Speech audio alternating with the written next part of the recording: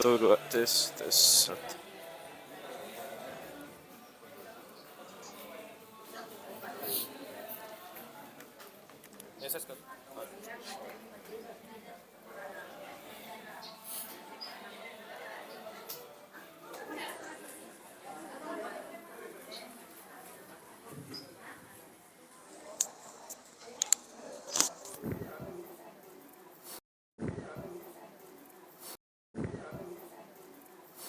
Kita sama-sama dapat berkumpul di Dewan Masjid Al-Mukarramah ini, ya, pagi yang mulia ini, untuk kita sama-sama berkongsi lah, ya, berkaitan tentang ibadah umrah. Jadi sebelum kita mulakan perkongsian kita pada pagi ini, saya berbesar hati untuk memperkenalkan diri. Nama saya Ramadan Sudin bin Sundring. Ramadan Sudin, bekerja di Sekolah Rendah Islamiyah Tawau dan juga sebagai imam di Masjid Al-Kausar, ya. Saya tinggal di kira kampung ini juga lah. Saya tinggal di kampung sebelah sana. Kalau di atas itu ada namanya Masjid Jiddan, di sana, tinggal sana. Berpengalaman bawa jemaah umrah dan juga selalu mengadakan perkongsian berkaitan tentang ibadah umrah ala kursus di mana-mana tempat, ya. Jadi alhamdulillah pada pagi ini kita bersama dengan Travel Andalusia, ya, untuk sama-sama kita berbincang, berkongsi untuk teori ibadah umrah dan juga amali. Jadi untuk perkongsian ini kita buat santai-santai saja, ya, jangan terlalu formal, ya. Maksudnya sekiranya ada persoalan yang mau ditanya boleh terus angkat tangan, ya. Kecuali lah kalau pertanyaan itu mungkin ada berkaitan tentang tajuk-tajuk yang kita akan kongsikan, kita akan tangguhkanlah sampai tajuk itu sampai. Tapi sekiranya ada persoalan yang terus boleh dijawab, angkat tangan saja, kita terus bagi jawaban, ya. Jadi teori ini kita akan cepatkan sedikit sebab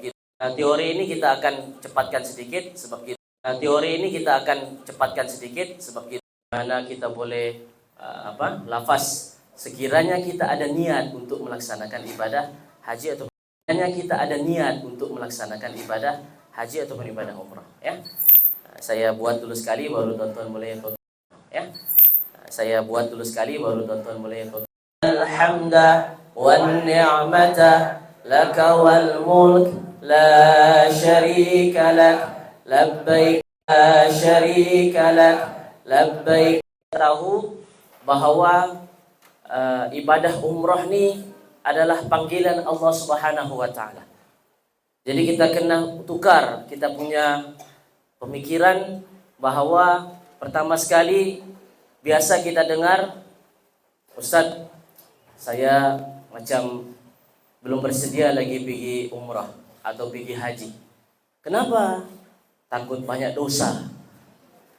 Banyak dosa, Ustaz. Jadi kita pergi sana ni untuk apa? Kan? Jadi sebab dosa itulah kita mau pergi ke sana. Kan? Kadang-kadang kita didengar, "Woi, jangan kau banyak dosa mau pergi sana, nanti tukar kepala mau jadi anjing nanti." Dan tukar kepala jadi binatang dan sebagainya. Nah, itu perkara-perkara yang momok-momok itu perlu diperbetulkanlah, ya. Kita datang pergi sana memang kita mau bawa dosa kita di hadapan Allah untuk minta ampun dengan Allah Subhanahu wa taala. Itu yang pertama. Kena tukar, ya. Kemudian yang kedua, kita datang pergi sana, kita kena nafikan. Siapa sahaja dia, walaupun dia kaya mana sekalipun, berharta, kita datang di sana adalah panggilan Allah Subhanahu wa taala. Ini kalau kita baca nih labbaik. Labbaik itu maksudnya ya, macam kita dipanggil mama atau bapak.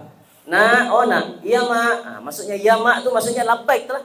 Kita boleh, kalau kita orang Arab boleh dipanggil dipanggil aco, labbaik mak. Boleh. Tidak ada masalah. Itu labbaik itu maksudnya panggil, ya seruan. Ya Allah, kami sambut seruanmu. Jadi datang pergi sana, kita kena nafikan, kita datang pergi sana bukan disebabkan harta kita ada. Walaupun orang yang tidak berharta pun dapat pergi sana. Saya dulu belajar di Indonesia.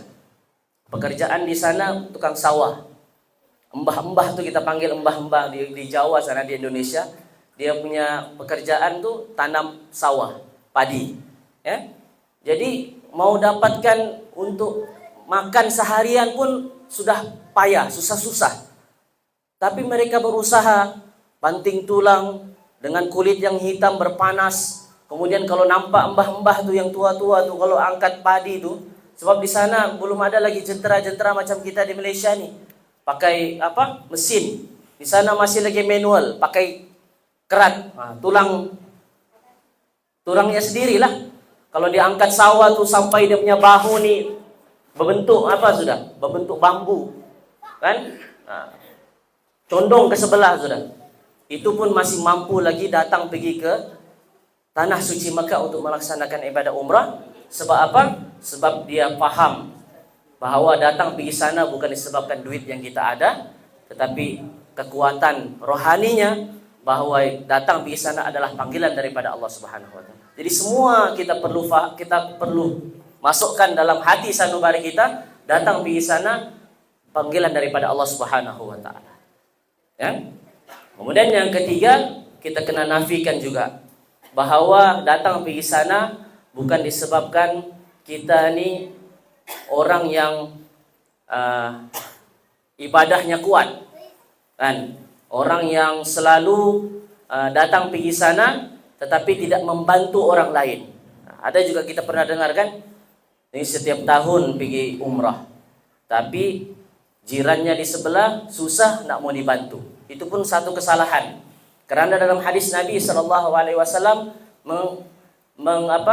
menyarankan kita supaya laksanakan ibadah umrah. Sekiranya ada kemampuan, setiap tahun dia boleh datang, dia laksanakan. Adapun untuk membantu saudaranya yang kelaparan mungkin di sebelah jirannya, itu adalah satu sisi yang lain. Tanggung jawab yang lain. Tanggung jawab untuk kita melaksanakannya, itu satu tanggung jawab yang lain, dari sisi yang lain. Dari sisi yang lain pula tanggung jawab yang lain. Nah, itu perlu difahami. Ini saya bawa sedikit sebab apa? Sebab kadang-kadang benda-benda yang begitu yang menghalang kita untuk mau melaksanakan ibadah umrah. Baik. Ibadah umrah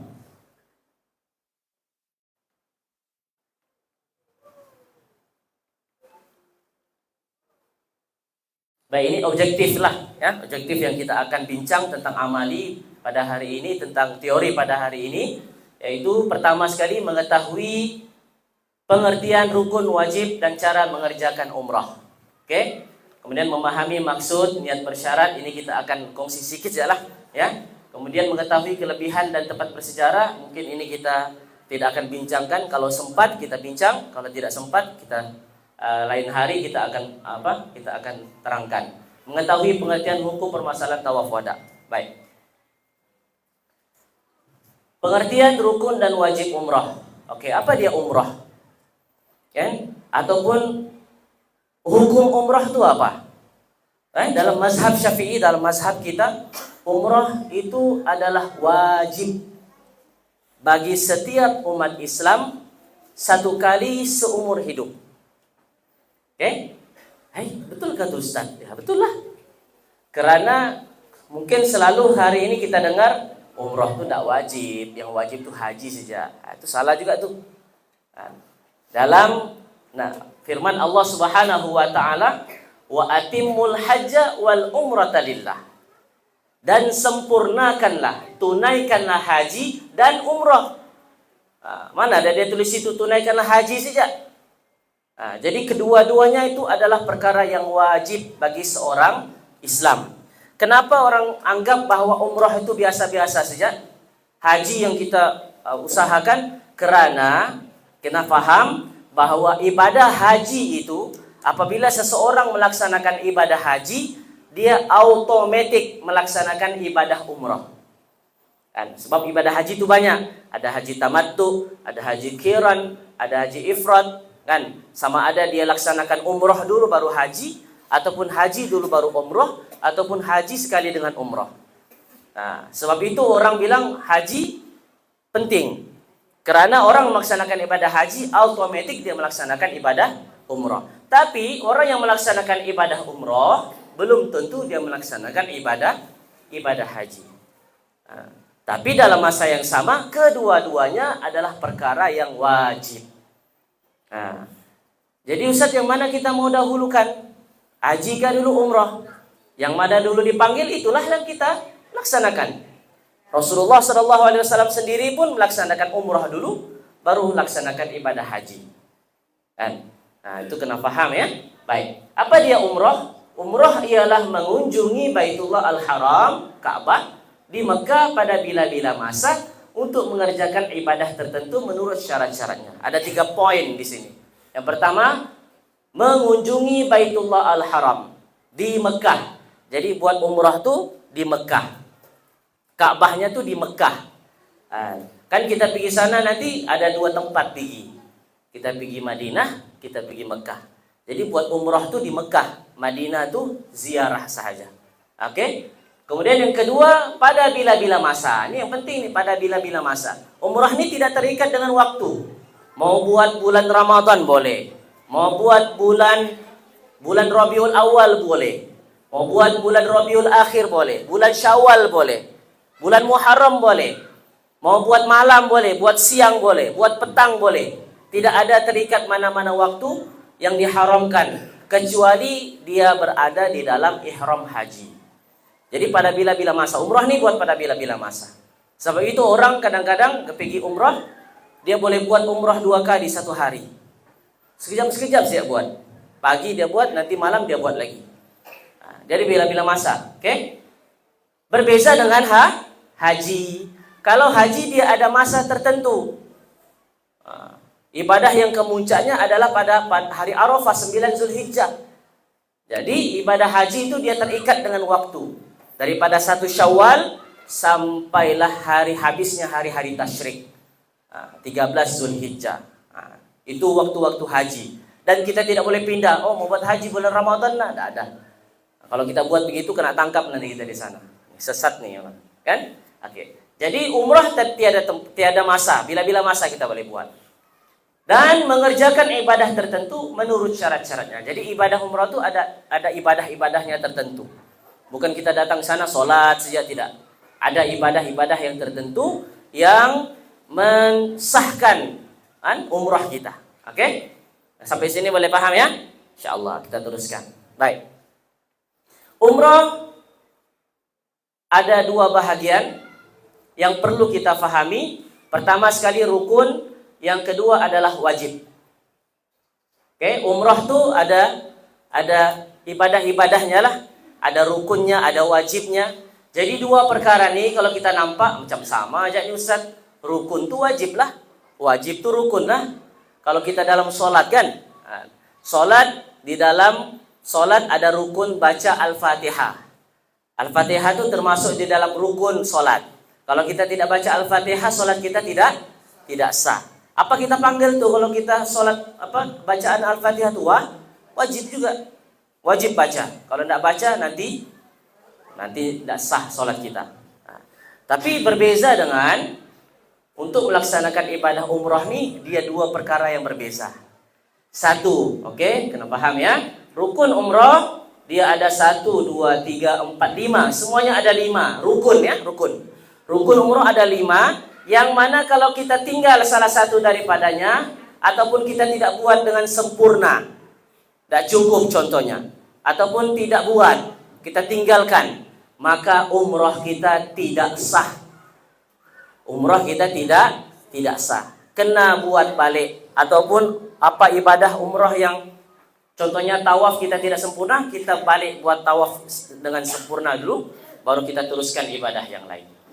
Oke, rukun kalau kita tinggalkan atau tidak buat sempurna, maka tidak sah umrah kita. Wajib umrah pula, kalau kita tinggalkan ataupun melanggar salah satu daripada 2 nih, maka umrah kita tetap sah. Tetapi dikenakan untuk menyempurnakan bayaran denda. Ada dendanya. Tapi umrah tetap sah. Nah, jadi dua perkara yang berbeza. Oke? Baik.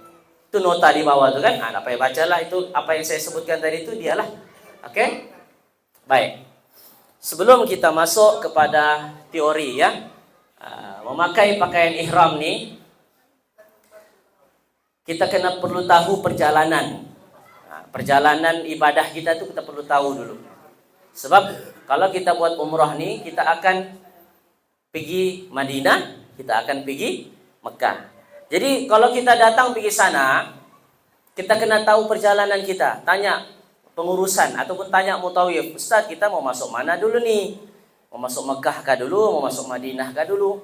Kan? Jadi dua perkara ya yang perlu diambil tahu. Oke, Ustaz, oke, kita akan buat umrah nih, kita pergi masuk Madinah dahulu. Nah, jadi ada perjalanan daripada KL pergi Madinah. Sama ada dia turun di Jeddah kah, diturun Madinah kah, tetap dia masuk Madinah dahulu. Kalau orang yang seperti ini, jemaah yang seperti ini, dia tidak perlu risau, dia tidak perlu buat persiapan mau pakai ihram, terutamanya lelaki, tidak perlu risau untuk pakai pakaian ihramnya. Dia pakai pakaian biasa pun tidak ada masalah. Sebab dia masuk Mekah dahulu, masuk Madinah dahulu. Tapi bagi orang yang daripada KL, dia masuk Mekah terus. Daripada KLAE, contohnya, pergi masuk Mekah dahulu. Maka orang seperti ini, terutamanya jemaah lelaki, perlu persiapan untuk pakai pakaian ihramnya. Daripada airport sudah dia pakai pakaian ihramnya, pada airport KLIA, ataupun di atas kapal terbang dia sudah bersiap untuk pakai kain ihramnya. Sebab apa? Dia akan masuk Mekah dahulu, yang mana niat untuk melaksanakan ibadah umrah itu dibuat di atas kapal terbang. Kalau orang yang masuk Madinah, tidak perlulah. Dia turun di Madinah dulu, nanti selepas di Madinah, nanti baru dia laksanakan ibadah umrahnya. Oke? Baik. Ada sedia no? Kain ihram apa yang? Oke. Memakai pakaian ihram. Oke? Ini kita skip dulu ya. Nanti kita akan nampak satu persatu. Kita pergi kepada sunnah dahulu. Oke? Jadi selepas kita sudah tahu, selamat datang Ji. Selepas kita tahu masuk mana Madinah, tahu masuk mana Madinah kah dulu, masuk Mekah kah dulu, barulah kita prepare nih sunnah-sunnah nih. Sebab jangan meremehkan sunnah nih. Sunnah nih pun penting juga. Rugi kita bayar ribu-ribu, datang pergi sana kita mau tinggalkan sunnahnya. Nah, kita mesti mau buat juga sunnah nih. Kecuali kalau sunnah tersebut tidak dapat dibuat, kan tidak mampu kita buat, barulah kita tinggalkan. Tapi selagi mana kita boleh mampu untuk buat, kita buat, jangan tinggalkan. Oke? Jadi amalan sunnah ini terbahagi kepada 3. Pertama, amalan sunnah sebelum kita berniat. Oke? Kemudian amalan sunnah semasa kita berniat, dan amalan sunnah selepas kita berniat. Ingat, kita kena tahu jarak ataupun masa seseorang itu dipanggil orang yang dalam keadaan ihram. Selalu dengar kan? Ataupun dipanggil muhrim. Pernah dengar muhrim? Bukan mahram.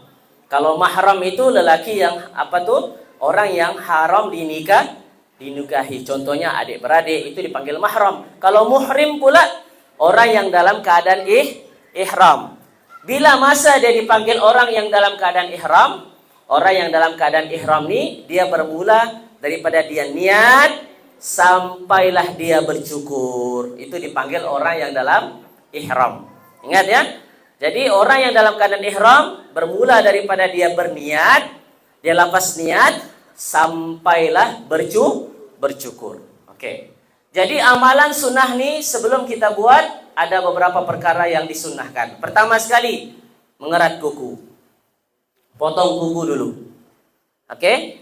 Kasih rapi kuku, mungkin terlalu panjang, potong dulu kukunya. Sebab apa? Kuku nih, nanti kalau sudah kita niat, kita tidak boleh potong. Nah, dia termasuk di dalam pantang larang ihram. Tidak boleh. Jadi sebelum kita berniat, kita potong dulu kuku, rapikan dulu. Kemudian merapikan misai dan rambut, sama juga. Oke? Menanggalkan bulu ketiak, ari-ari dan sebagainya. Kalau terlalu panjang, potong dulu. Oke?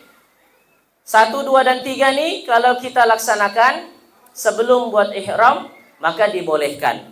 Sebelum buat umrah lah, Tapi kalau sudah masuk umrah, sudah niat, maka ini tidak boleh kita buat sudah. Sampai bila kita tidak boleh buat? Sampailah habis kita buat umrah. Dari mana tadi sampai buat umrah? Sampai kita bercukur. Baru kita boleh buat balik. Jadi sebelum niat, buat dulu nih. Rapikan dulu. Oke, rapikan dulu. Oke, mandi sunat ihram. Di mana kita boleh buat mandi sunat ihram nih? Kita boleh buat kalau kita masuk Madinah dahulu, kita mandi di hotelnya lah sana. Tapi kalau kita daripada Malaysia pergi masuk ke Mekah dahulu, maka kita boleh mandi di hotel Malaysia. Mungkin daripada mau pergi sebelum pergi airport KLIA mandi. Apa niatnya Ustaz? Macam mandi biasalah. Sahaja aku solat, sahaja aku mandi sunat ihram kerana Allah Ta'ala. Mandi macam mandi wajib biasa. Oke? Baik. Memakai minyak rambut. Boleh pakai minyak rambut. Sebelum. Boleh memakai kain ihram. Memakai kain ihram berwarna putih. Itu sunnah. Jadi Ustaz, kalau tidak pakai kain ihram warna putih, bolehkah? Mau pakai tualak kah? Boleh, dalam masalah. Tapi melanggar sunnah lah. Melanggar sunnah. Sunnahnya pakaian putih. Bagi jemaah lelaki lah. Jemaah perempuan mau pakai putih boleh, mau pakai hitam boleh. Oke. Kemudian solat sunat ihram. Solat sunat ihram ni di mana kita boleh buat? Kalau masuk Mekah, Madinah dahulu, kita sunat di mana? Kita solat sunat di tempat kita berniat, di mikot, dipanggil sebagai, kalau daripada Madinah kita panggil Bir Ali ataupun Zulhulaifah. Bihur Ali ataupun Bi'rul Ali. Kalau kita masuk Mekah dahulu, masuk Mekah, maka kita boleh solat sunat ihram ni di atas kapal terbang. Jadi macam mana mau cari kiblatnya Ustaz? Tak perlu cari kiblat lah. Sebab memang kita menuju Mekah. Kapal terbangnya begini, menuju Mekah. Jadi duduk saja, angkat takbir, Allahu Akbar, sahaja aku solat sunat ihram kerana Ta'ala. Solat macam biasa. Apalagi kalau naik Saudi Airline, ada suraunya lagi di belakang. Boleh pergi tempat suraunya, solat. Oke? Baik. Kemudian amalan sunnah semasa niat ihram. Kita siap-siap sudah nih. Mau buat umrah sudah nih. Kita mau niat umrah sudah nih. Kita mau niat sudah nih.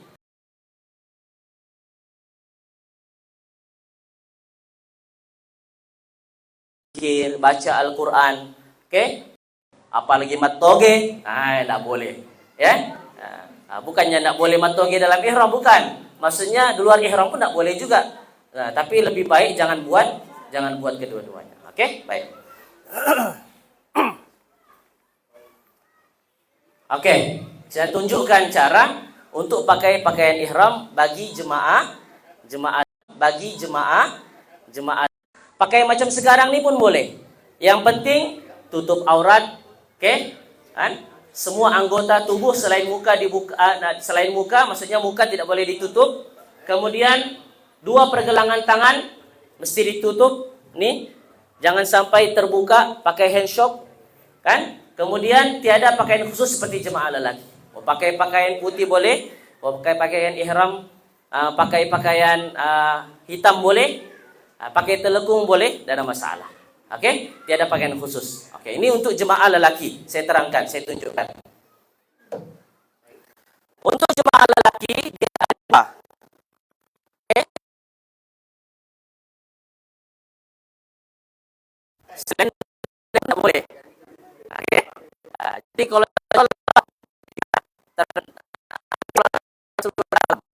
macam mana tu? Oke? Jadi dia boleh beli lawat apa ni yang untuk ihram punya, yang sebaik-baiknya tak perlu pakai. Jadi belajarlah sebelum pergi umrah, belajar sabun kan. Oke, ini saya tunjukkan. Jadi cara untuk pakai, kita keluar dari mandi pun boleh, tidak masalah. Tapi ada tapinya bahaya. Mau pakai ini pun ada masalah, boleh. Tapi saya akan tunjukkan cara yang mana cara ini insya Allah selamat. Kalau kita hari pun tidak terbuka. Oke? Jadi ada 2. Maksud tidak bercantum di sini, maksudnya dari ujung kain ke ujung kain itu bercantum. Itu tidak boleh. Yang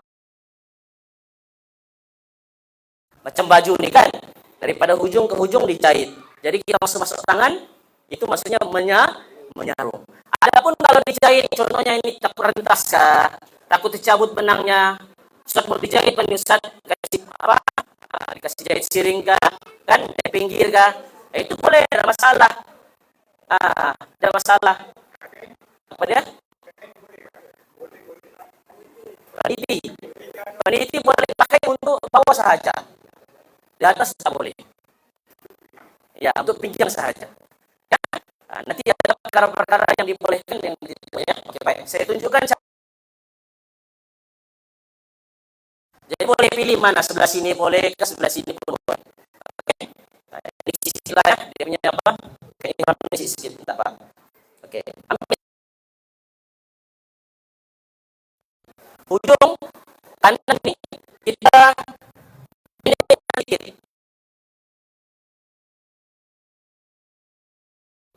Lipat ini satu kali. Oke. Yang belakang ini panjang pun tidak ada masalah. Oke. Jadi yang panjang belakang, jadi di depan. Oke. Ambil ya. Kemudian yang panjang tadi lipat satu kali. Kemudian pusing. Oke. Lipat. Ini udah lepas nih. Biar lari kencang macam mana sekalipun lepas. Oke. Tali pinggang boleh kalau Ustaz? Boleh. Sebab tali pinggang dia bukan termasuk pakaian yang berat. Boleh pakai tali pinggang untuk yang itu pun boleh. Mau pakai tali pinggang yang kita pakai sekarang ini pun boleh. Yang penting tali pinggang, tidak ada masalah, boleh. Supaya dia ketat kan? Nah, gini. Oke? Pastikan pakai untuk izar menutupi pusat. Jangan terlampau atas sampai nampak lutut. Nah, itu aurat kan? Nah, yang penting syaratnya tutup nih, pusat nih. Kemudian di bawah lutut, di atas buku lali. Oke? Nah, jadi kalau kita jalan biasa sajalah gitu. Oke? Ini untuk izar sarung. Satu lagi dipanggil rida ataupun menutupi atas. Oke? Tidak ada cara tersendiri lah. Maksudnya cara mau tutup macam mana tutup pun tidak ada masalah. Boleh. Ya. Jadi biasa saya tunjukkan dengan jemaah. Oke?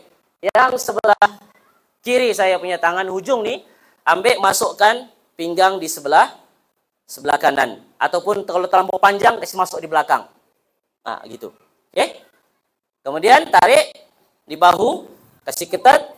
Kemudian yang sebelah kanan nih kasih naik di atas bahu gini. Oke. Bilang pakcik tadi boleh ke pakai pin. Kalau untuk di atas ini tak boleh. Jahit tak boleh pakai pin.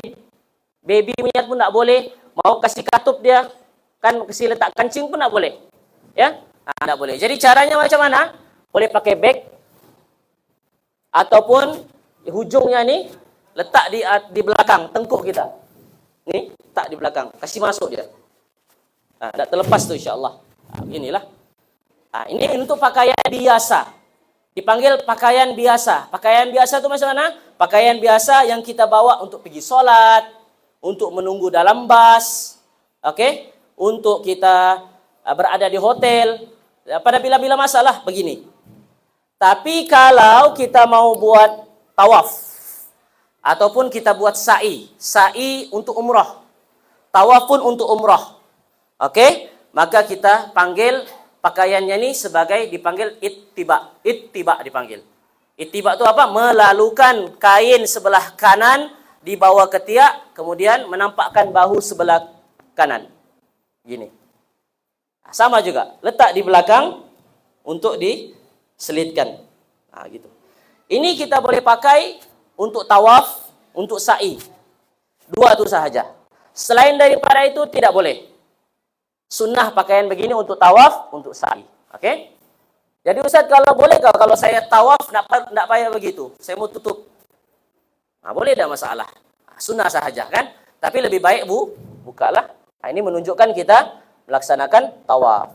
Kalau kita solat begini. Pergi solat tapi kita buat begini. Yang dipanggil sebagai hukumnya makruh, tidak boleh. Ya? Makruh lah, maksudnya tidak boleh, kena tutup. Kadang-kadang jemaah Arab tuh dia akan tegur tuh, haji suruh tutup. Nah, tutup. Kalau dalam sholat. Oke? Ada pertanyaan, persoalan ada? Ada? Tiada ya? Oke.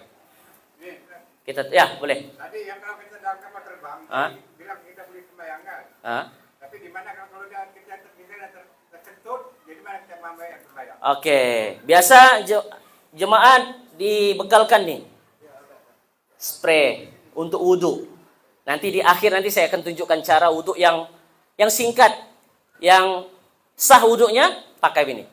Oke? Ataupun pergi kamar mandi, toilet kapal terbang, di dalam sana boleh ambil wudhu.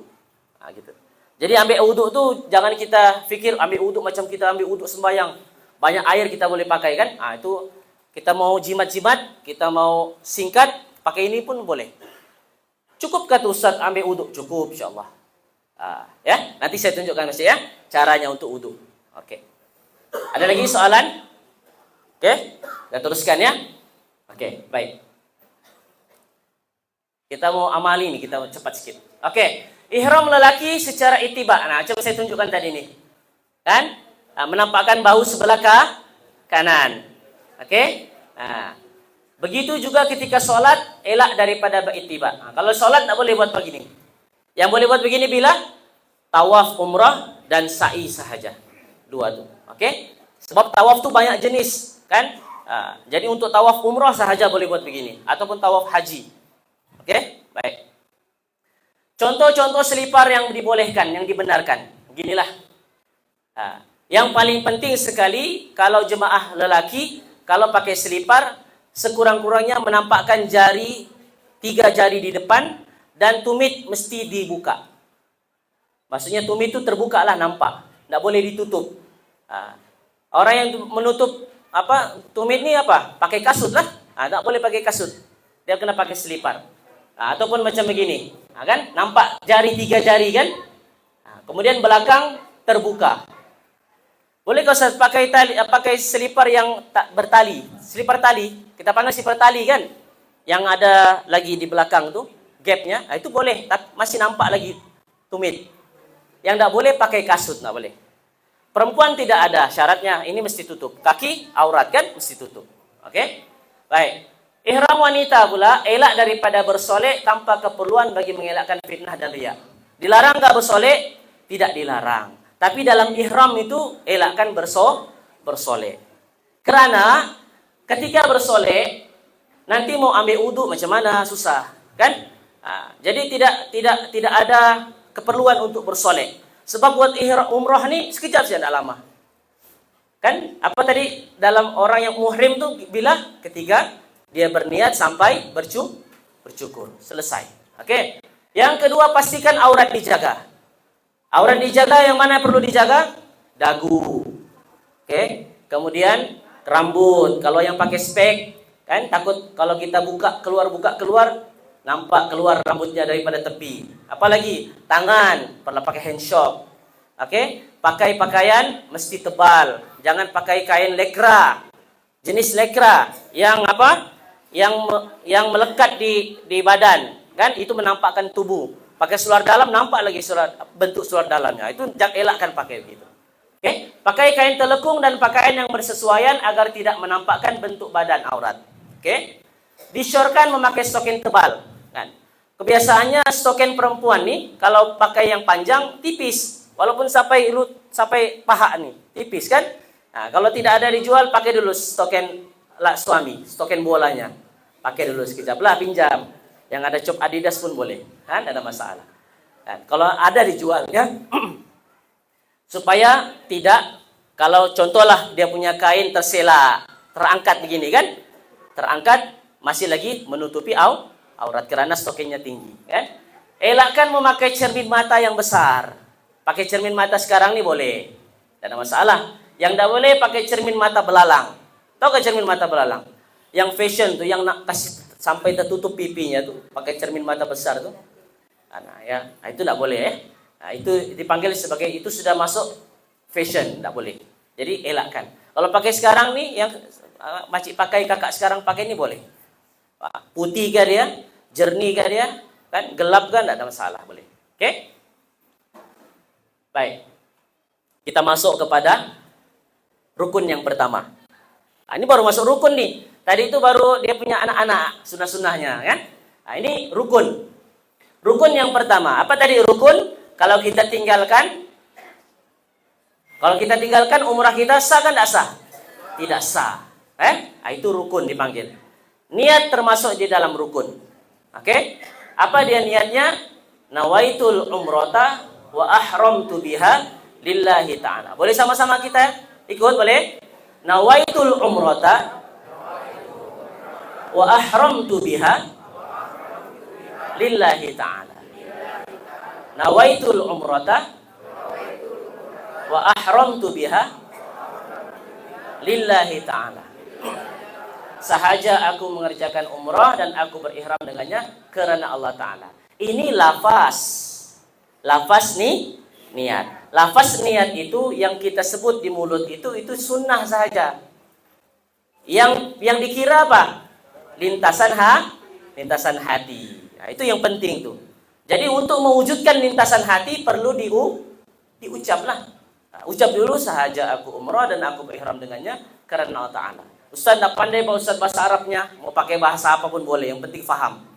Bahasa Cina kah, Bugis kah, Suluk kah, kan, Tagalog kah, Cina kah, India kah, boleh, tidak ada masalah. Apa sahaja boleh pakai bahasa, oke? Itu niat yang pertama, rukun. Yang mana rukun umrah nih, yang pertama nih, niat ini kita perlu buat di mikot, dipanggil sebagai mikot, tempat kita berniat. Nah, ini pun kena faham betul-betul ya. Banyak orang salah faham nih tentang mikot nih. Oke? Kalau niat tadi ini termasuk di dalam rukun. Mikot nih pula termasuk di dalam wajib umrah. Yang mana wajib umrah tadi apa? Kalau kita tinggalkan umrah kita tetap sah, tetapi dikenakan dikenakan denda. Oke? Jadi kita nak mau tuh semua tuh. Kita mesti mau buat semua, jalankan semuanya. Oke, mikot umrah. Mikot umrah biasanya saya akan sentuh yang mana jemaah Malaysia selalu buat saja. Di mana tempat selalu jemaah Malaysia buat. Kalau kita datang daripada luar, mau masuk Mekah, datang daripada luar ya, bukan kita berada di Mekah. Maksudnya kita datang daripada luar, daripada Malaysia. Kalau kita masuk Madinah itu termasuk daripada luar. Kita akan berniat Bir Ali ataupun Qarnul Manazil. Dua ini sahaja. Oke, Bir Ali. Kalau kita masuk Madinah dahulu, sudah habis ziarah di sana 5 hari contohnya, hari terakhir kita akan pergi ke Bir Ali untuk berniat di Bir Ali. Oke? Kalau kita datang daripada Malaysia terus masuk Mekah, kita akan berniat di atas kapal terbang sebelum kita melintasi Qarnul Manazil. Nah, ya. Kalau daripada Madinah di Bir Ali ataupun Zulhulaifah, kalau kita daripada Malaysia dari Asia, Qarnul Manazil dipanggil. Oke? Oke, bagaimana kalau kita terlepas? Ustaz, lupa saya niat tadi. Nah, macam mana? Caranya ada dua lah. Satu, kita teruskan umrah kita, tapi kita kena bayar denda, damnya apa? Tertib dan takhir lah. Tertib itu maksudnya kena sembelih kambing. Kalau tidak mampu puasa 10 hari, 3 hari ketika mengerjakan umrah, 6 hari di Malaysia. Kalau tidak mampu sedekah fakir miskin. Nah, gitu ya. Jadi kalau tertinggal kena bayar dam. Masuk kita teruskan. Tapi kalau kita nak mau bayar dam, kita kena patah balik pergi ke Qarnul Manazil. Nah, kita turun airport, kita pergi balik Qarnul Manazil, niat di sana baru teruskan umrah. Nah, itu boleh. Oke? Baik. Ya.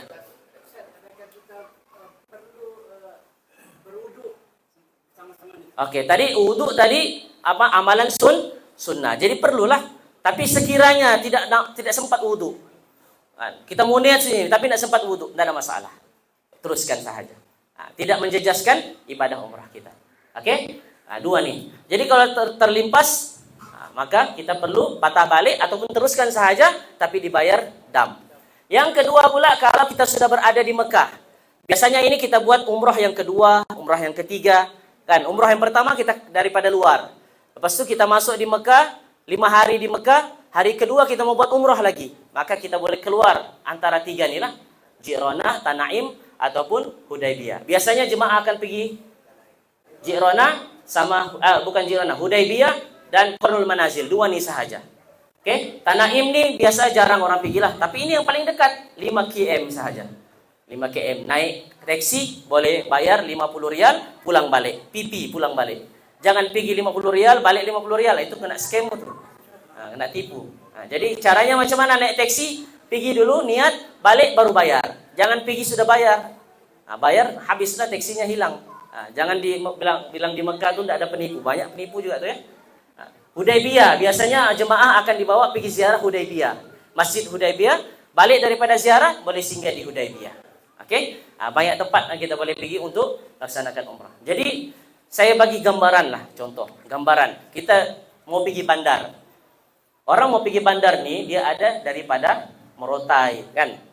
Ataupun daripada Balung contohnya. Jadi orang yang datang pergi bandar, yang orang daripada Balung, dia tidak boleh niat di Morotai. Sebab sudah limpas bandar. Orang yang daripada Morotai pula mau pergi bandar, kan? Dia tidak boleh pergi dulu di Balung sana, baru masuk bandar. Tidak boleh. Sebab apa? Jauh. Begitu juga kita nih, kalau kita mau niat, kita tidak boleh melimpasi tanah haram. Masuk saja kita melimpasi tanah haram, maka kita sudah mesti ada pasang niat untuk umrah. Tak boleh kita tinggalkan tu benda. Jadi sebelum kita masuk tanah haram, mesti sudah ada niat. Bolehkah Ustaz saya niat di kapal di airport? Contohnya masuk Mekah dahulu kan? Masuk Mekah dahulu, daripada airport dia sudah niat. Boleh.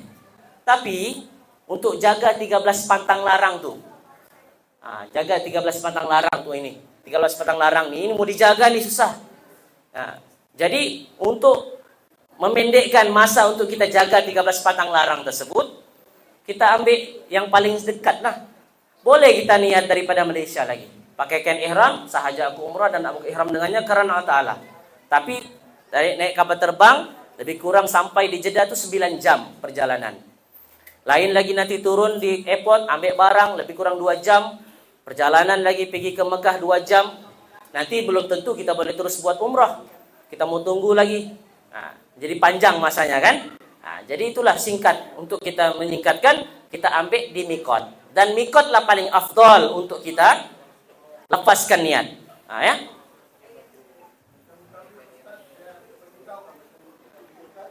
Pasti akan bagi tahu. Itulah tugas mutawif tuh. Dia akan bagi tahu. Oke? Baik. Oke, ini gambaran lah ya. Tak perlu lah. Oke, baik, kita teruskan. Selepas kita niat sahaja aku umrah dan aku berihram dengannya karena Allah Ta'ala, maka terikatlah kita 13 patang larang. Yang mana tadi ada benda yang kita boleh buat, tak boleh sudah buat. Oke? Oke. Baik, kita akan nampak satu persatu ya. Kita laju sikit. Pertama, memakai pakaian bersarung, berjahit, bercantum lelaki lah. Perempuan ada masalah. Oke? Bercantum, memakai kain bercantum, itu tak boleh. Ya. Kemudian yang kedua, menutup kepala. Tak boleh pakai songkok, tak boleh pakai topi, tak boleh pakai kopiah. Kena buka, lepas. Ya. Kalau boleh, jangan simpan di beg. Jangan disimpan di beg sandang lah. Maksudnya simpanlah, kasih tinggal saja di hotel. Tak perlu pakai apa-apa. Oke? Takut nanti otomatis kita pula terpakai. Kan biasa kita di kampung kita pakai kan? Oke? Ketiga, menutup muka bagi wanita. Lelaki boleh pakai tutup muka. Perempuan tak boleh, pakai mask tak boleh, pakai purdah tak boleh. Sekiranya dia mau pakai juga, boleh. Yang penting purdahnya itu tidak melekat di pipi. Melekat di muka. Biasa kalau orang Yaman tu dia pakai purdah, dia pakai topi, cap, dia pakai topi, kemudian dia lalukan kain purdahnya itu di depan topi. Jadi kain itu tidak melekat di pipi. Oke? Terus memakai sarung tangan. Tak boleh ya. Biasa kita nampak jemaah Indonesia dia pakai tutup di depan, itu boleh. Ya, ataupun dia pakai handshock yang sangkut di jari. Itu boleh, tidak ada masalah. Yang tak boleh itu ditutup semua, tapak tangan pun ditutup. Tak boleh ya. Minyak di kepala, janggut selain daripada yang tumbuh di pipi dan dahi. Tak boleh. Oke? Ini tadi kita boleh buatkan amalan sunnah kan? Sekarang tak boleh sudah. Oke, 6, memakai bau-bauan. sama ada di badan, di pakaian, makanan, menghidunya ke dalam, tidak boleh. Oke? Ketika dalam ihram ya. Jadi elakkan daripada pakai minyak wangi ketika dalam ihram. Kita boleh pakai kah deodoran? Boleh kalau kita sebelum berniat. Selepas niat tidak boleh sudah. Oke? Sebenarnya dalam sunnah Nabi SAW, kita disunahkan untuk pakai pakaian ihram nih, untuk sunnah kita memakai bau-bauan nih di badan, lumurkan di badan. Tapi di pakaian tidak boleh. Di pakaian tidak boleh. Karena apa tidak boleh? Karena nanti kita akan melepaskan pakaian tersebut. Oke, nanti kita pakai balik, itu termasuk di dalam memakai pakaian minyak wangi. Oke, jadi elakkan. Melakukan pendahuluan persetubuhan. Ya, suami istri lah. Lakukan persetubuhan pun tidak boleh. Berkahwin sama ada dia jadi wali, dia jadi pengantin pun tidak boleh. Oke? Oke, 9 nih, 1 sampai 9. Kalau dia sengaja berdosa dan dikenakan dam. Kalau sengaja. Dia tahu tuh benda itu salah, tidak boleh buat. Tapi dia buat juga. Maka berdosa dan dikenakan dam. Ya. Boleh, tidak ada masalah. Untuk kesehatan boleh. Kalau dia tidak sengaja, ataupun lupa, ataupun jahil, tidak tahu, maka tidak berdosa dan tidak dikenakan dam. Ya, oke. Ini dipanggil sebagai jenis tarafuh. 9 ini jenis tarafuh. Tarafuh ini dia ringan sedikit. Kalau kita buat dengan sengaja baru dikenakan denda. Tidak sengaja tidak. Kalau tidak sengaja kita terus cepat-cepat. Contohlah kita tidak sengaja menutup kepala. Pakai tidak sengaja lupa. Rupanya aku dalam ihram. Terus dia buka. Kalau dia masih lagi pakai, tidak apa-apalah, pakai bayar dam saja. Itu berdosa dan dikenakan denda. Oke? Oke, baik. Seterusnya ini jenis itlaf. 4 jenis itlaf. Menanggalkan rambut atau bulu. Sama ada digigit kah? Dia cabut kah? Oke? Ataupun gugur disebabkan disebabkan kita. Bukan dia gugur sendiri. Contohnya kalau kita mandi, kita gosok-gosok ada di tangan. Itu termasuk di dalam menggugurkan. Oke? Kalau dia contohnya kita bangun daripada tidur tiba-tiba nampak ada rambut, itu maksudnya dia tidak sengaja. Itu bukan dari perbuatan daripada dia, atas dia. Oke, mengerat atau memotong kuku, sama ada potong, gigit pun tidak dibolehkan. Oke?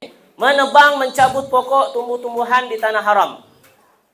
Biasanya ini 4 nih sebenarnya. Yang ini nih menebang, mencabut pokok nih, dia walaupun dalam keadaan bukan ihram pun kita dilarang.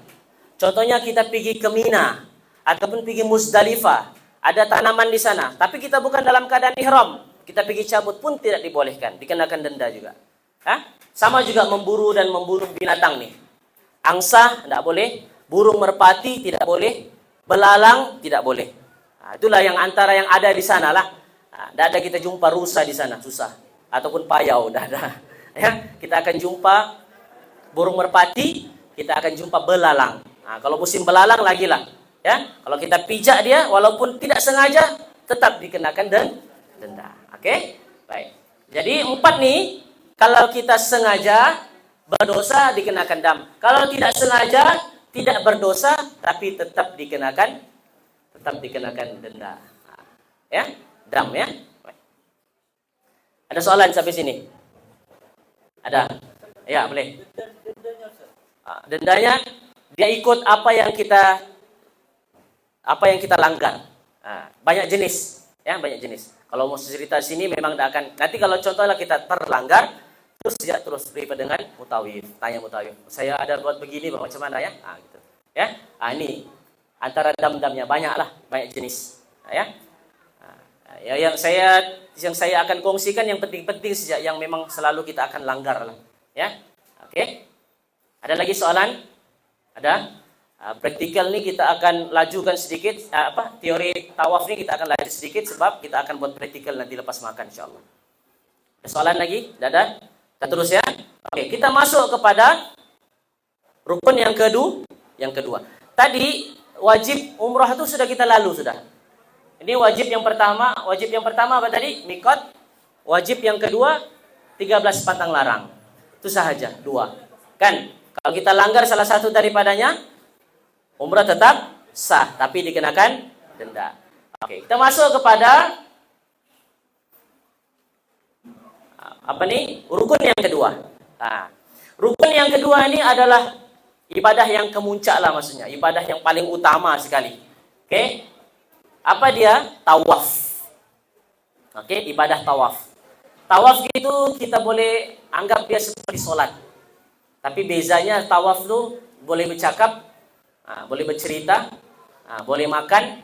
Tapi kalau sholat tak boleh. Itu sejak bezanya. Yang lain sama semuanya. Oke? Baik. Apa dia tawaf? Mengelilingi Ka'bah sebanyak 7 pusingan, bermula dari Hajarul Aswad dan berakhir pada sudut yang sama menurut syarat-syaratnya. Ada 3 poin juga. Pertama, mengelilingi Ka'bah. Keliling Ka'bah. 7 pusingan. Oke? Bermula daripada Hajarul Aswad. Oke? Yang ini semua akan ditunjukkan nantilah. Ya, amali nanti. Berakhir pada sudut yang sama. Mula di sini, akhir pun di sini. Dengan syarat-syaratnya. Oke, apa syarat-syaratnya? Oke, syarat-syaratnya ini ada 8. Oke, nanti untuk part-part nanti ada lokasi-lokasi saya akan tunjukkan ya dan amali nanti. Oke, syarat-syarat sahnya pertama menutup aurat, mesti tutup aurat. Oke, ketika tawaf tuh semua 7 pusingan itu pastikan tawaf kita dijaga. Oke, yang mana perempuan tadi yang susah dijagalah, kan dagunya, oke. Tangannya, kakinya mesti ditutup ya. Pastikan jangan terbuka. Kalau boleh yang rambut yang panjang jangan dibiar panjang sampai ke belakang, diikat ya, dililit supaya tidak nampak. Oke. Perempuan yang lelaki pula pastikan jaga jangan nampak pusat, jangan nampak lutut. Oke, terbuka itu yang antara part-part yang terbuka lah.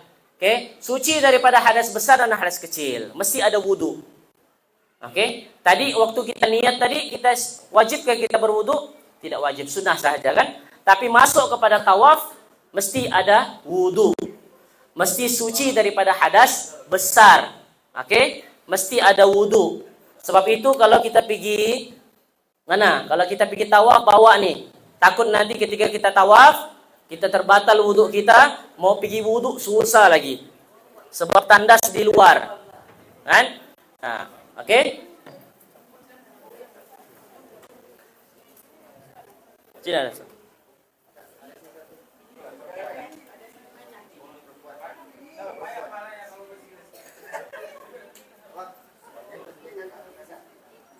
Ada satu.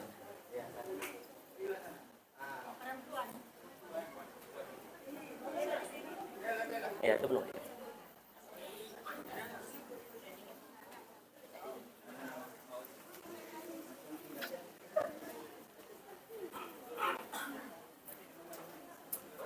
Oke ya, baik. Suci daripada hadas besar dan hadas kecil, mesti ada wudu ya. Kalau terbatal wudunya, kena ambil wudu, mula balik lagi untuk tawaf ya. Baik. 3, suci badan pakaian tempat tawaf daripada najis. Pastikan kita kan pakai ihram, kan? Kita dalam bus, kita dalam hotel, pastikan nih jangan terkena najis. Begitu juga perempuan. Oke? Kalau perempuan itu senang saja kalau dia terkena najis banyak pakaiannya sebab tidak ada syarat. Kalau lelaki susah. Kalau dia bawa lebih tidak ada masalah. Tapi jangan risaulah di sana banyak ada jual. Kalau kita contohlah terkena najis kan, kita tukar boleh. Oke? Bermula dan berakhir pada sudut Hajarul Aswad dan berniat tawaf jika tawaf wada, sunat nazar dan kudum. Oke, ini nanti akan saya tunjukkan ya. Yang kelima, menjadikan Baitullah di sebelah kiri. Ini pun saya akan tunjukkan nanti. Maksudnya kita mesti mengiringi Ka'bah mesti sebelah kiri kita.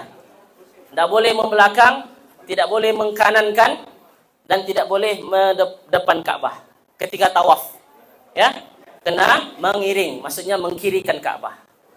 Oke. 6, dilakukan dalam Masjidil Haram di luar Ka'bah termasuk Hijr Ismail. Nanti saya akan tunjukkan macam mana, apa sebab kenapa dipanggil di luar Ka'bah.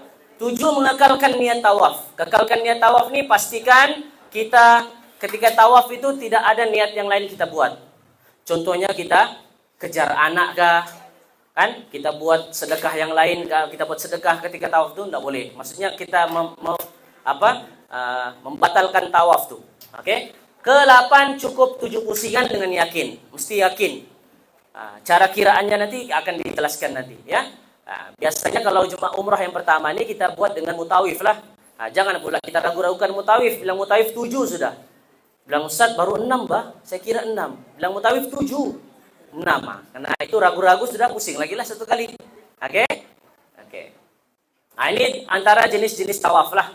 Jenis-jenis tawaf, ada tawaf rukun. Tapi tawaf rukun ini tawaf yang kita akan buat untuk rukun umrah ataupun haji. Ada tawaf kudum. Ini tawaf kudum ini bagi jemaah yang tidak buat umrah. Sunnah dia tawaf kudum. Tahallul, tawaf tahallul, tawaf lepas salat tawaf selepas tahallul. Tahiyatul bait, ini menggantikan untuk salat tahiyatul masjid. Nah, ya. Tawaf wada, ini kalau kita mau tinggalkan Mekah, tidak balik-balik sudah, kita tinggalkan Mekah, maka kita kena tawaf wada. Tawaf nazar, kalau kita ada nazar, contohnya kalau aku dapat kerja yang bagus, aku akan tawaf di Ka'bah. Maka itu dipanggil tawaf nazar, wajib buat. Tawaf sunnah, tawaf bila-bila masa yang kita boleh buat. Oke. Kesemuanya itu sama saja, syarat-syaratnya semua sama. Yang membezakan dia adalah pakaian sahaja. Kalau tawaf rukun, tawaf ifadah, haji, umrah nih, dia mesti buat dalam keadaan pakaian ihram. Tidak boleh selain daripada ini. Kalau yang lain-lainnya, mau tawaf tahiyatul bait kah, wadakan nazar kah sunat, pakai begini pun boleh. Pakai begini pun boleh, tidak masalah. Oke? Oke. Yang sunnah-sunnah nih kita akan jelaskan, kita amali nanti. Oke? Kemudian yang ketiga adalah rukun, yang ketiga adalah sa'i. Selepas tawaf, sa'i. Ya. Apa dia sa'i? Berjalan ulang-alik antara Bukit Sofa dan Bukit Marwah menurut syarat-syarat. Bukit Sofa, Bukit Marwah. Okay. Dia bukan pusing, dia ulang-alik. Ya, ulang-alik. Contohnya di sini Marwah, sini Sofa, sana Marwah. Pusing jalan-jalan gitu, ya. Oke. Jarak antara Sofa dan Marwah ini lebih kurang dalam 450 meter. 450 meter lah lebih kurang, ya. Satu kali pusingan padang, lebihlah sedikit. Okay? Kalau dikali dengan 7, 1, 2, 3, 4, lebih kurang dalam 3 km lah. Ya, 3 km. Ya. Jadi pastikan ada stamina kuat untuk buat laksanakan. Begitu juga tawaf tadi. Kalau tawaf pula semakin jauh kita dengan Ka'bah, semakin besar pusingan kita. Nah, itu kita belajar sendirilah. Oke? Baik. Ini tempat sa'i lah, ya. Nah, ini tempat Ka'bah, tempat tawaf, ini sa'i. Sofa dan Marwah. Kita akan bermula dari para Sofa, berakhir di Marwah. Kita nampak syarat-syaratnya. Pertama dilakukan selepas tawaf, mesti lepas tawaf. Tidak boleh buat sa'i dulu baru buat umrah, tidak boleh. Buat sa'i dulu baru buat tawaf, tidak boleh. Mesti tawaf dulu baru sa'i. Akhir di Bukit Marwah. Dengan perkiraan 7 kali ulang-alik, Sofa Marwah 1 kali, Marwah Sofa 2 kali. Jadi contohnya sini Sofa, sana Marwah, saya pusing 1. Oke, Marwah Sofa 2, Sofa Marwah 3, Marwah Sofa 4, Sofa Marwah 5, oke, Marwah Sofa 6, Sofa Marwah 7. Jadi kalau kita ulang-alik 7, tapi masih di Sofa, ada something wrong tuh. Yang ada perkiraan yang salah. Oke. 4, hendaklah sampai ke penghujung tempat sa'i. Ini tidak perlu risaulah sebab akan sampai ke tempatnya. Sebab dia akan buat tiang, sana ada tiang, sini ada tiang. Itu yang kita pusing, itu tiang. Selagi belum sampai tiang itu jangan tak pusing lah. Oke. Hendaklah sa'i di Batnul Wadi, tempat yang termaklum, ya. Tak boleh sa'i di tempat lain. Ustaz, saya mau pergi sa'i di Padang Arafah, tak boleh. Ada tempatnya. Oke. Dan mengekalkan niat sa'i. Sama macam tawaf tadi. Oke, ini amalan-amalan sunnahnya nanti akan ditunjukkan. Oke, baik. Setelah daripada itu ya boleh. Apa dia? Hari yang sama. Iya, sebaik-baiknya hari yang sama. Boleh kita pilih hari panjang untuk kita menjaga pantang larang tadi kan. Kalau kita boleh kasih cepat lah. Dia sebenarnya kalau kita kira untuk buat umrah nih lebih kurang dalam 3 jam saja. Tidak lama. 3 jam. Daripada niat, kemudian tawaf 7 pusingan, lebih kurang dalam 45 menit pusingan, sa'i, lebih kurang dalam 1 jam, lepas itu cukup selesai. Tidak lama. Ya, yang lama itu kesesakan biasanya.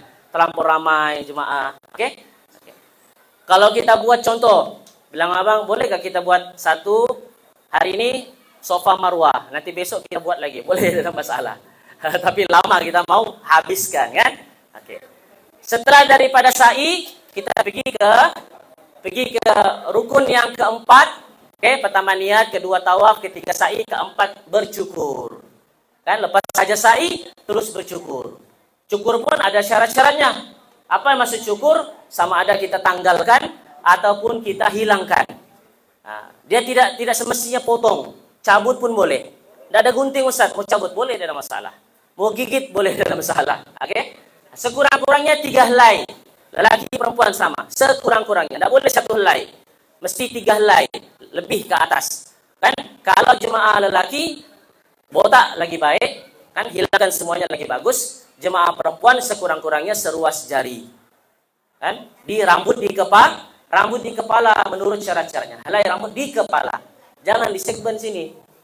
Ataupun di tepi-tepi sini tidak boleh. Ya? Ambil di kepala. Oke. Waktu bergunting selepas sa'i. Lepas ya kita sa'i, kita yakin sudah 7 ulang alik, maka kita terus gunting.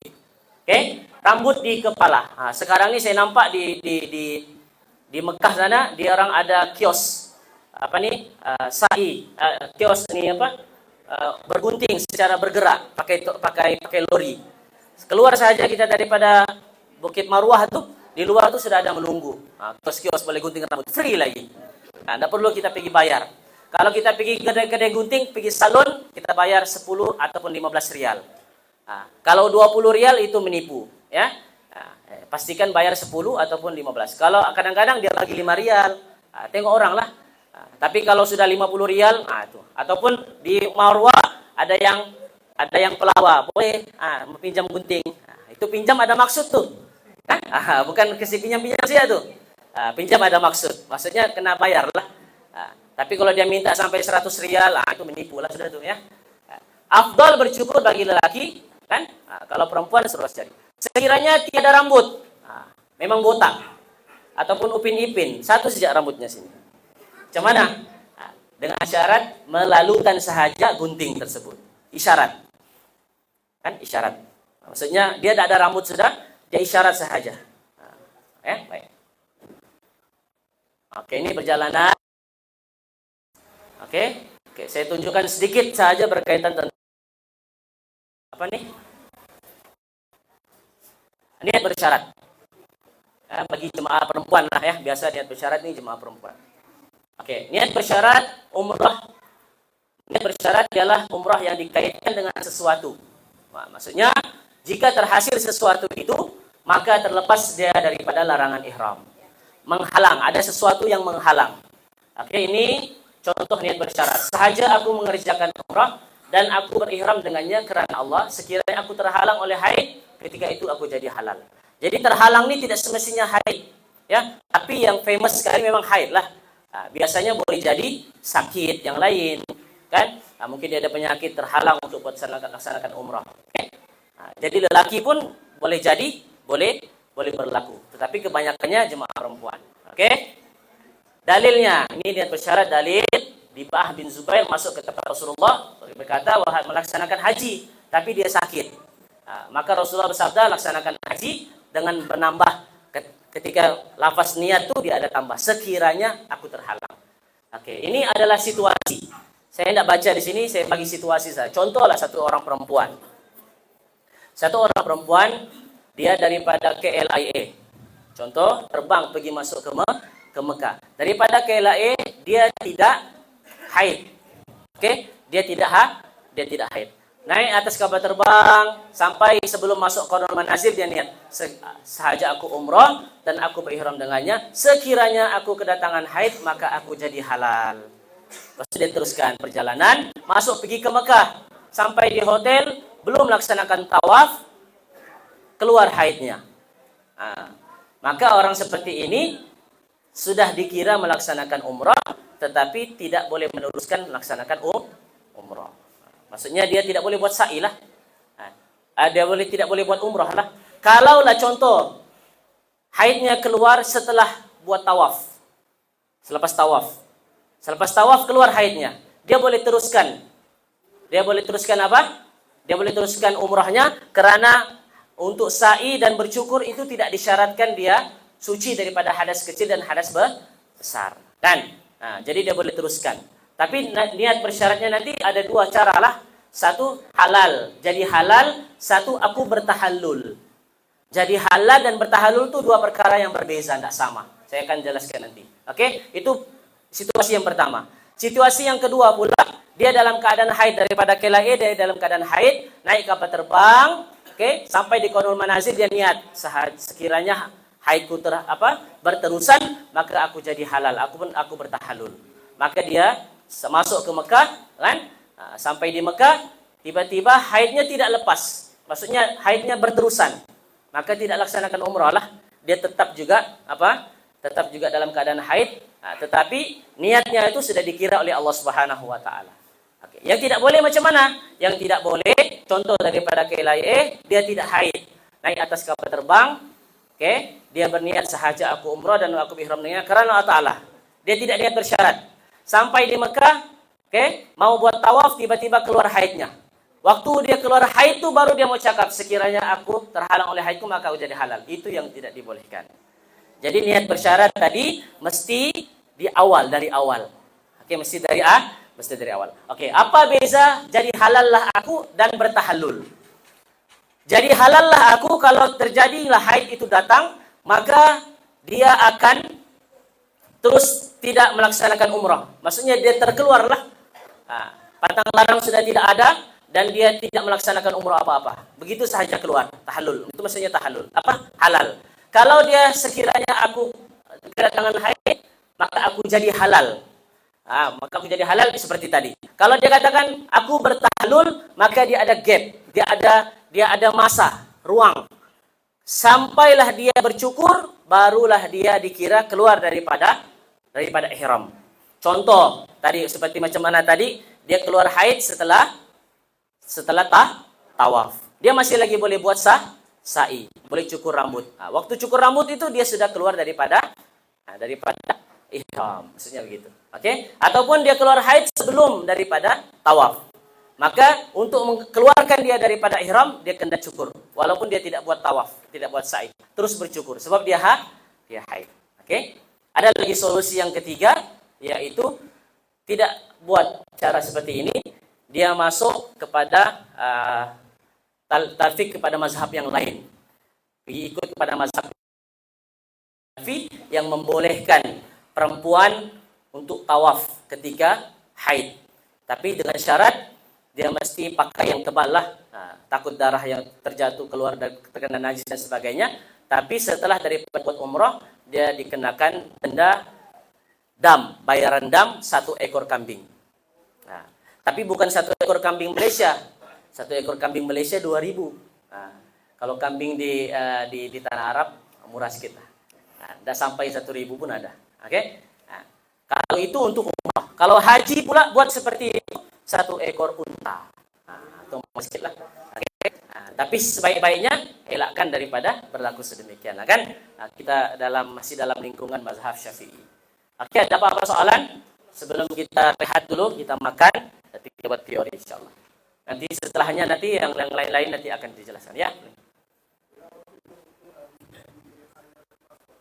Apa dia? Oh, cium hajarul aswad. Oke. Cium hajarul aswad ini hukumnya apa? Sunat sahaja. Jadi bila-bila masa kita boleh cium. Tapi dengan syarat jangan cium ketika kita buat umrah. Ya. Kalau kita buat umrah, oke, sebab apa tidak dibolehkan? Bukan tidak dibolehkan itu disebabkan memang tak boleh, bukan. Disebabkan hajar aswad itu dia ada minyak wangi. Biasa dilumurkan minyak wangi. Jadi kalau kita pergi cium hajar aswad, terkena minyak wangi tersebut, kita dikenakan bayar denda, dam. Kalau kita tidak mau bayar dam, kita kena hilangkan minyak bau wangian tersebut. Begitu juga kalau pegang ketika kita dalam ihram, kita pegang Ka'bah. Kalau dalam tawaf, kita pegang Ka'bah, batal tawaf kita. Contoh kalau kita masih dalam ihram, bukan buat tawaf, tapi kita pergi pegang Ka'bah. Boleh, tapi dengan syarat jangan wangian tersebut melekat di pakaian. Jadi boleh buat cium Hajar Aswad di luar daripada buat umroh lah. Malam kan nanti biasanya orang buat mau cium Hajar Aswad ini dia cari masa-masa yang tidak banyak orang. Sekarang ini tidak ada istilah tidak banyak orang, pasti banyak orang. Ya, kecuali waktu pagi itulah. Biasa pagi itu jemaah keluar pergi ziarah, keluar daripada Mekah. Waktu pagi itu lebih kurang dalam jam 7 hingga jam 8. Kadang-kadang dia renggang, kita boleh cium. Oke, syaratnya cium saja, tidak menyakiti orang, kan? Tidak menolak orang dan sebagainya. Itu cara yang tidak baik lah. Ya. Jadi Hajar Aswad tuh, saya pun sebenarnya tidak pernah cium Hajar Aswad. Ya, sebab tengok situasi orang. Ya, lebih-lebih lagi kalau perempuan, ya perempuan contoh daripada India, itu tidak kisah tuh. Biar dia punya tudung terbuka, yang penting dia kepalanya boleh masuk, dia pergi cium. Itu yang tidak dibolehkan sebenarnya. Kita cari sunnah tapi haram yang kita dapat, ya. Jadi sebaik-baiknya cari masa yang betul-betul kita boleh. Biasa ada juga yang over, kan? Ya, jemaah Indonesia bilang bolehkah saya bantu pergi cium, tapi bayarlah. Bayarnya itu keras sedikit, kan? Kalau dia jujur mungkin dia kurang sedikit lah, 50 rial kah, 100 rial kah. Tapi kalau yang tidak jujur minta 200. Kan? Bincang satu orang bayar 200 kita, oke. Di sana yang bantu 2 orang. Jadi 200 satu orang lah. 400 sudah. Itu elakkan daripada itu. Tapi kalau kita ada keluarga yang badan yang besar sedikit, bolehlah. Tapi elakkan jangan menyakiti orang. Ada lagi soalan? Ya. Kalau kita awal atau saya kita menengok kiri kanan sebelah atau niat untuk mencari kamera. Ya, itu termasuk di dalam mengubah niat, mencari. Sama juga kalau orang yang bawa baby, kan bawa anak, contoh anak kecil. Kita pegang, dia pimpin dia. Tiba-tiba dia terlepas daripada tangan kita. Jadi pergerakan kita tuh bukan untuk tawaf, tapi untuk kejar anak. Itu sudah membatalkan. Jadi caranya macam mana? Undur sedikit. Sejauh mana yang kita lari tadi, undur sedikit, terus kita jalan. Kecuali kalau kita terbatal wudu, baru kita keluar daripada lingkungan tawaf. Tapi kalau batal yang lain, itu tidak mengapa. Bersentuhan lelaki perempuan yang bukan mahram. Kan? Kita di sini di Malaysia kita amalkan mazhab Syafi'i. Sampai di sana masih juga amalkan mazhab Syafi'i, tapi kita mengambil pendapat yang ringan di dalam mazhab Syafi'i, yaitu bersentuhan lelaki dengan perempuan kan dibolehkan dengan syarat tidak ada syahwat. Jadi boleh suami istri boleh berpegang tangan, tapi dengan syarat tidak ada syahwat. Itu pentingnya. Ada lagi? Ya. Ada lagi soalan? Sebelum kita rehat.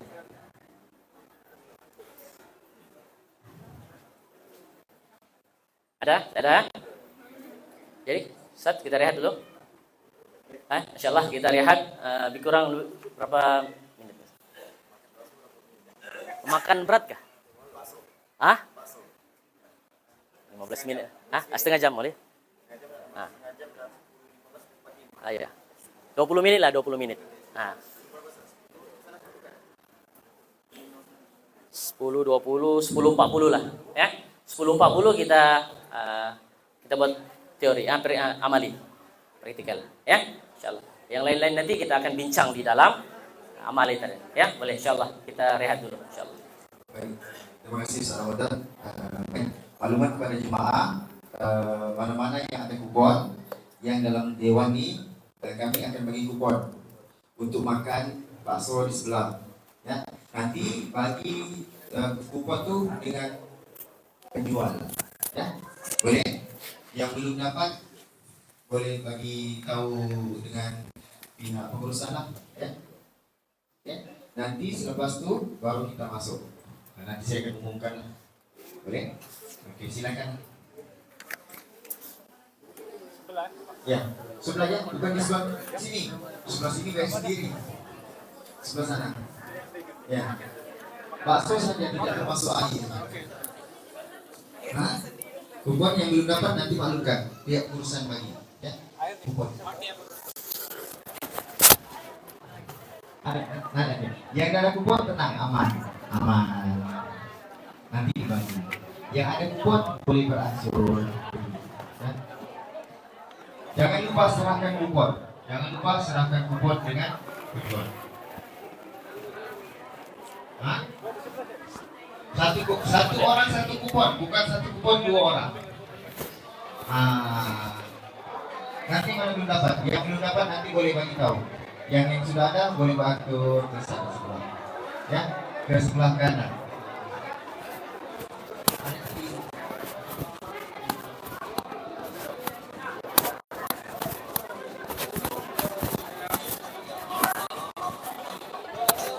Baik, siapa yang ada kehilangan KTP, apa yang ada KTP, nanti boleh merujuk kepada di kaunter utama lah, di kaunter pendaftaran. Ya, siapa yang ada kehilangan KTP, tercicil KTP,